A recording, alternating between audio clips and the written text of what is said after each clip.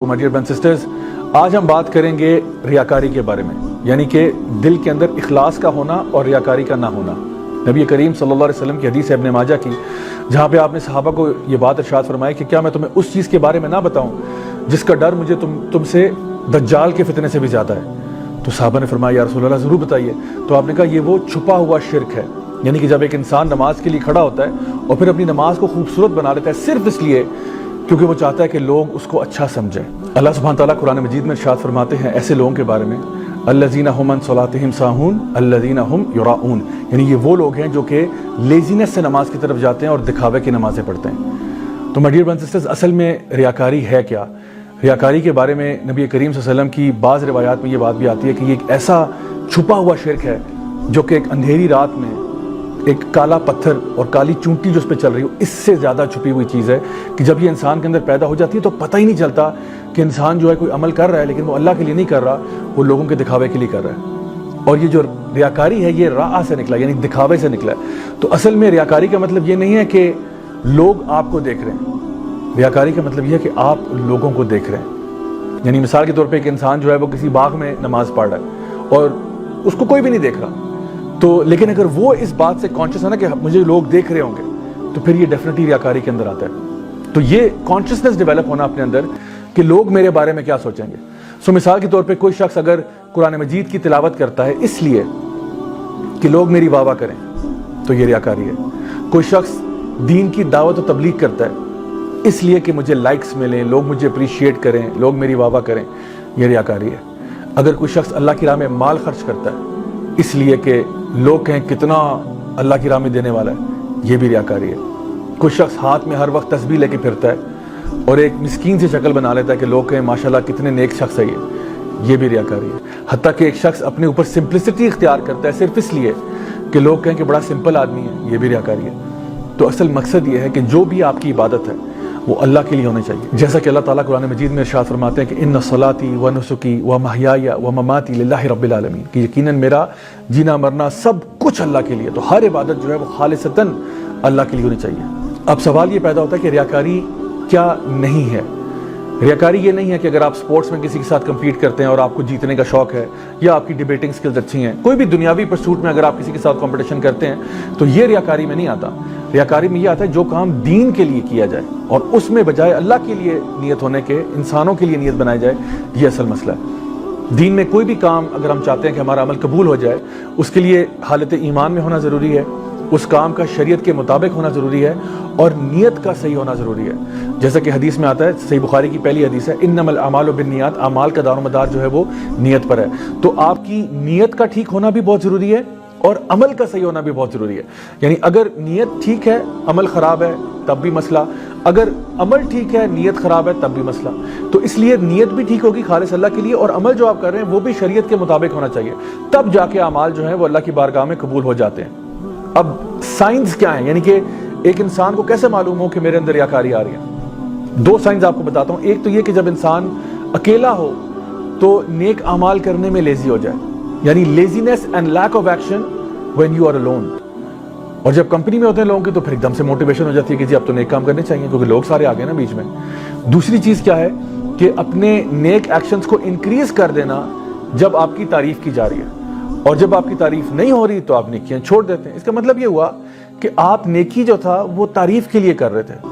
अच्छा, don't get me wrong, तारीफ हर इंसान को अच्छी लगती है। यानी कोई भी बंदा कोई खाने की चीज़ बनाता है, कोई प्रोजेक्ट अच्छा कर लेता है, कोई लेक्चर अच्छा दे लेता है और लोग उसकी तारीफ करते हैं तो अच्छा लगता है, अच्छी बात है कि जी मेरी तारीफ की जा रही है, मेरे काम को सराहा जा रहा है। ये एक ह्यूमन नेचर है और हर बंदा इससे गुजरता है। मसला ये है कि आप अपनी किसी भी नेक अमल के पीछे जो इंटेंशन है वो सिर्फ प्रेज बना दें कि अगर तो मेरी तारीफ होगी तो मैं करूंगा, अगर तारीफ नहीं होगी तो फिर ये एक थैंकलेस जॉब है। ये अक्सर अल्फाज लोग इस्तेमाल करते हैं कि भाई ये बड़ी थैंकलेस जॉब है। तो इसका मतलब था कि you are expecting thanks from the people, not from अल्लाह सुब्हान ताला। आप लोगों से उम्मीद लगा के बैठे हुए थे कि अगर तो लोग तारीफ करेंगे फिर तो मैं करूंगा, और अगर लोग अप्रिशिएट नहीं करेंगे तो फिर ये मैं काम नहीं करूंगा। अब सोचिए कितनी दफा हम लोग सोशल मीडिया पे कोई चीज शेयर करते हैं और वो बात ठीक होती है, वो अल्लाह का कलाम ही होगा या कोई नबी करीम सल्लल्लाहु अलैहि वसल्लम की हदीस होगी या कोई अच्छा लेक्चर होगा जो हम चाहते हैं जिससे लोग बेनिफिट करें, लेकिन बजाय लोग अप्रिशिएट करने के हमें हो सकता है गालियां निकालना शुरू कर दें। अब सोचें एक बंदा डिमोटिवेट हो रहा है इस चीज़ पे کہ جی میں نے شیئر کیا تھا, مجھے چونکہ اپریشیٹ نہیں کیا گیا, لائکس نہیں ملے, الٹا لوگوں نے ہیٹ کیا, تو میں یہ کام ہی چھوڑ دیتا ہوں, مجھے کرنا ہی نہیں چاہیے. تو جیسا کہ اقبال نے کہا تھا نا کہ اگرچہ بت ہیں جماعت کی میں, مجھے ہے حکم ازاں لا الہ الا اللہ. تو آپ اپنا کام کرتے رہیں, یہ فکر نہ کریں کہ لوگ آپ کو اپریشیٹ کر رہے ہیں یا نہیں کر رہے.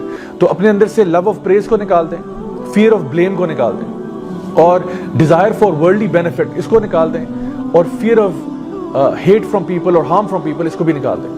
یہ 4 چیزیں جو ہے نا, یعنی آپ کی ڈیزائر لسٹ میں نہیں ہونی چاہیے. ہو جائے اگر لوگ پریز کر دیں الحمدللہ, نہیں ہوتا تب بھی الحمدللہ. نبی کریم صلی اللہ علیہ وسلم نے عبداللہ بن عباس رضی اللہ عنہ کو یہ بات ارشاد فرمائی تھی کہ اگر پوری دنیا کی قومیں تمہارے خلاف ہو جائیں اور تمہیں نقصان پہنچانا چاہیں, وہ تمہارا کوئی نقصان نہیں پہنچا سکتے سوائے اس کے جو اللہ تعالیٰ نے پہلے ہوئے.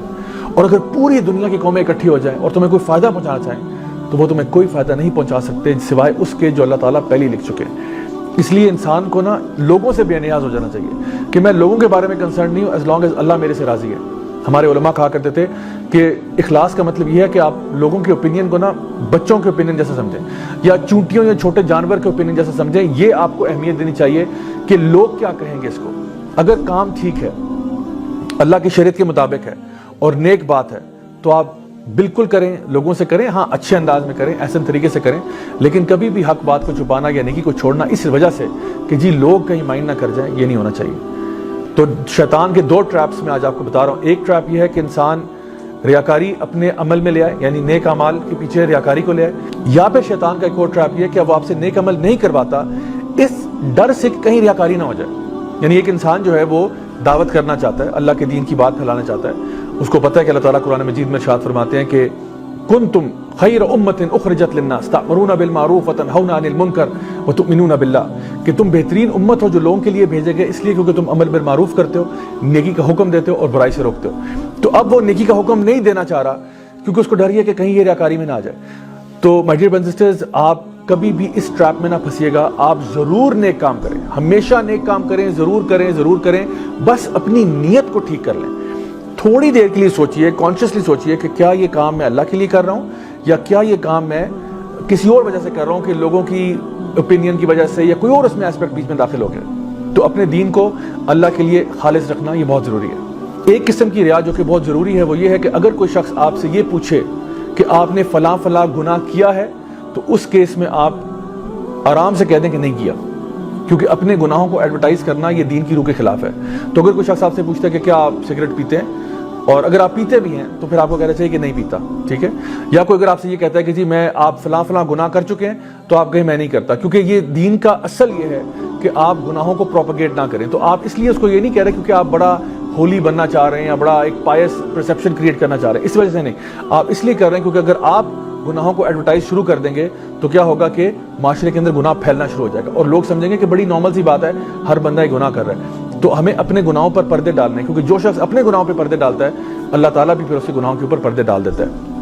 آخر میں آپ کو ایک دعا سکھاتا ہوں جو کہ نبی کریم صلی اللہ علیہ وسلم نے صحابہ کو سکھائی. مسند امام احمد میں یہ آتی ہے اور یہ دعا ایسی ہے کہ ہر قسم کے چھوٹے بڑے شرک سے بچنے کے لیے, اللہم انی اعوذ بک ان اشرک بک وانا اعلم واستغفرک لما لا اعلم, کہ اے اللہ ہم تیری پناہ مانگتے ہیں ہر قسم کے شرک سے, چھوٹا ہو یا بڑا ہو, چاہے ہمیں معلوم ہو یا نہ معلوم ہو, ہر قسم کے شرک سے پناہ مانگنا, کیونکہ ریاکاری جو ہے وہ چھوٹا شرک ہے. تو اس لیے my dear brothers and sisters اپنی ڈیلی روٹین میں اس دعا کو شامل کریں. دوبارہ سے میں ایک دفعہ ریپیٹ کر دیتا ہوں, اللہم انی اعوذ بک ان اشرک بک وانا اعلم واستغفرک لما لا اعلم. Until next time, this is me, Raza Zawlak signing off. Wassalamu alaikum wa rahmatullahi wa barakatuh.